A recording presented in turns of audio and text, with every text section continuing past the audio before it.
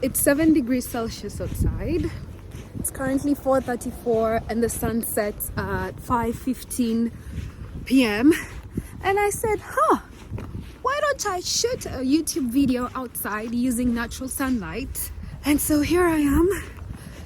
Okay, first of all, let's talk about how important it is to look at the mirror before you leave the house, because tell me why I had a crumb on my cheek this whole time and I didn't even notice. Even when I was shooting this part, I didn't notice, so just ignore it. Let's pretend it's a pimple for now. Okay, thanks, bye. Let's shoot a video. I'm just gonna find somewhere to sit and hopefully no one walks along this path that I am in, because then I'm just gonna be awkward and stop talking. I found a bench. Let me sit down and show you how pretty it looks.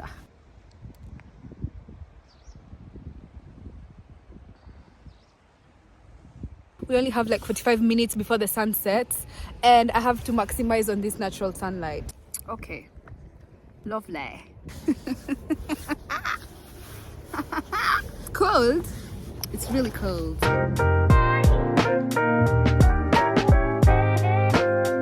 First of all, hi, if you're new here, welcome to my YouTube channel. My name is Angie. If you've watched my previous videos, you know that I have moved to France and I've been talking about my experience so far. Today, I was like, let me talk about something positive for once, because it has not been an easy journey, but equally, it hasn't been too bad. So let me talk about the things that I have liked the most since moving to France. First thing, I love how the French prioritize their rest. Can we just talk about it? Let's talk about it. Like, if it's lunchtime, we will close our shops, we will close our offices, we will shut down our laptops, we will leave the office and we will go rest and have lunch and chill. If you want to take a nap, go ahead and do so. Like, I really respect how much these guys value their rest. And coming from a country where everything is very dog-eat-dog competitive, you don't seem to have enough time to do everything. I really truly appreciated the rest that people take here. Lunchtime start at like 12:30, so 12:30 to like 2 p.m. so you could be in the line at the bank. It's 12:29.59. Wacha nikwambie kigonga 12:30 utajiongelesha. We rudi to home, rudi 2 p.m. okay? And they're very serious, they enforce it. And even me, I have benefited from it, because as a language assistant, I have my rest times and also the vacations, and it's only because of how much these people value rest. I really truly appreciate it. I remember there was a day I was in the supermarket and it was around like, it was mid-morning, but it was leading up to lunchtime. By the time I was checking out, it was almost like 12:30. And I told myself, wewe, usijaribu kucheck out 12:30 because utalala hapa. And then something just distracted me. And then I found myself like looking for things. And before I knew it, it was like 12:45, 1 p.m. I'm looking for someone to check me out of the supermarket. Is there anybody? Nobody.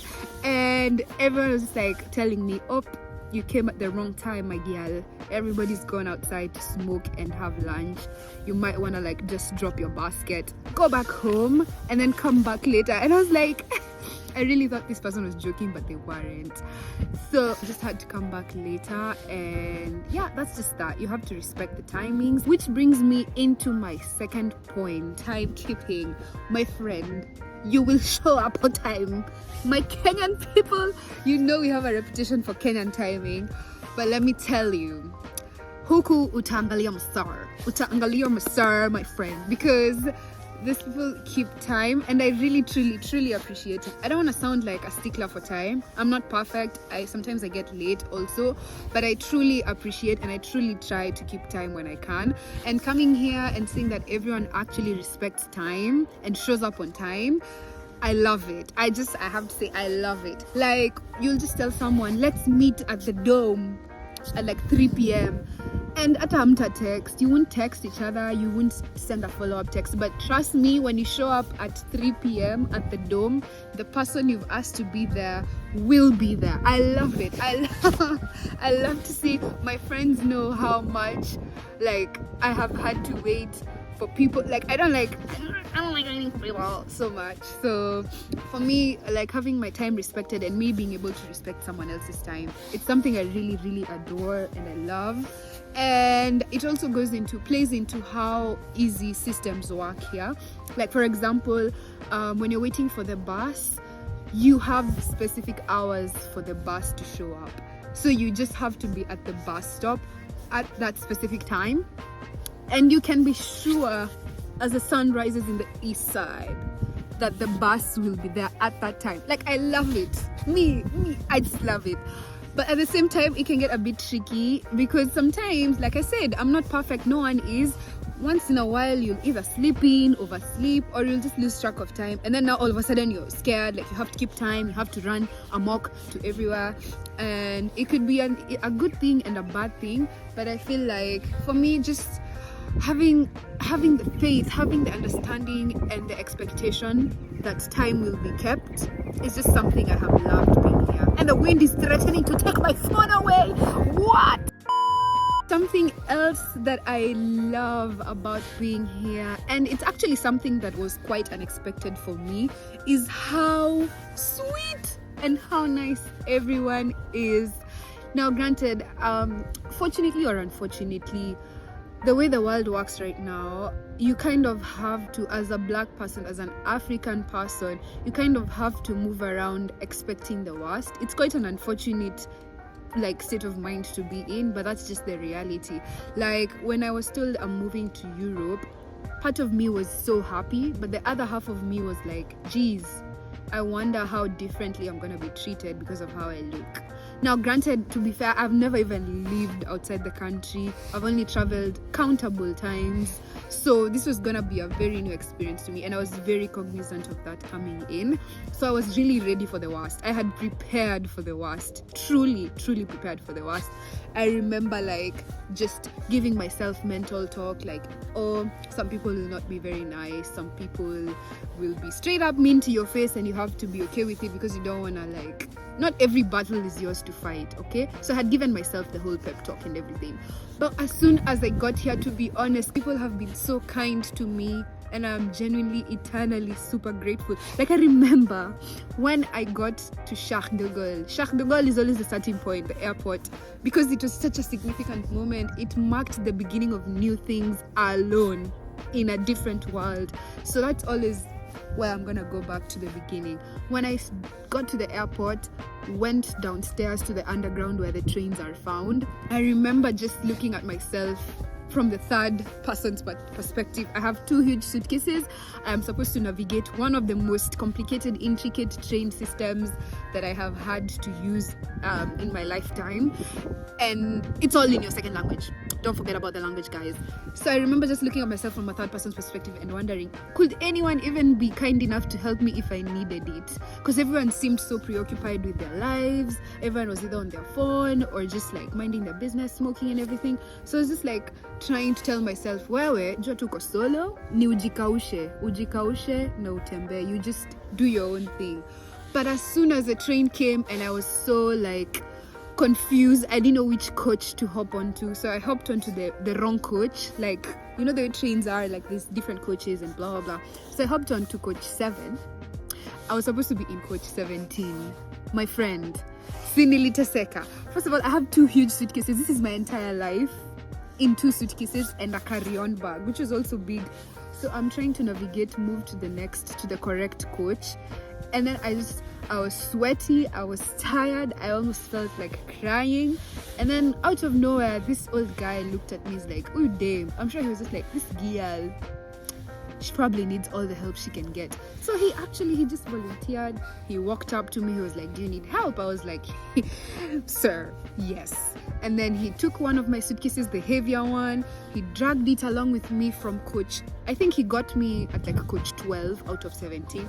So he helped me drag it from coach 12 to coach 17. And I remember when he put the suitcase on the stand for me, I had balancing. I told you guys, I will cry. If there's one thing I will do, I'm gonna cry. I had balancing tears, and it was a mixture of gratitude, a mixture of being exasperated, and also a mixture of just emotions of wow, you're really out here on your own, and it's up to someone with a kind heart to help you when you need help.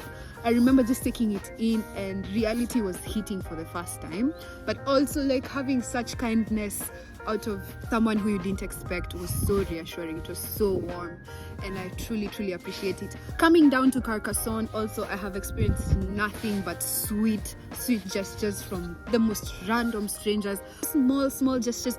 Let me tell y'all, my landlords, they are angels. My landlords are like my grandparents when I'm here. They're so sweet. They're a sweet, lovely old couple.